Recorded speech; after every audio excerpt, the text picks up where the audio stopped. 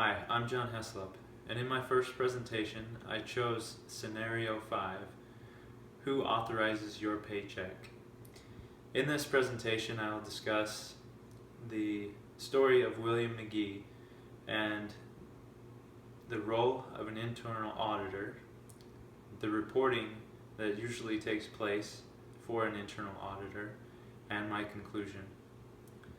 William McGee was an internal auditor who found a discrepancy in the way the accounts receivable department was accounting for books that were being sent back to the company for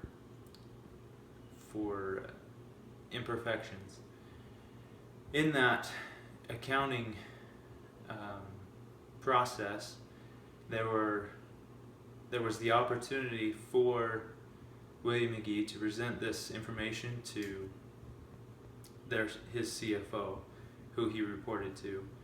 The CFO did not take this information kindly and was not ready to make any changes.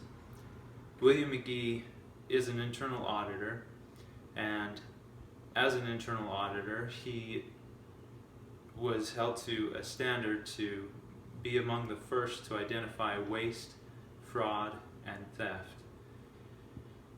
He is also under the obligation to review the organization's systems and controls, conduct risk assessments, and validate policies and procedures.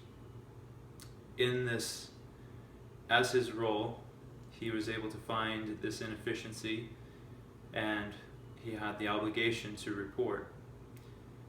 Regularly, under these circumstances, William McGee would have the opportunity to report to a chief audit executive, but he was obviously to report to the CFO. The chief audit executive then reports to an audit committee or directors.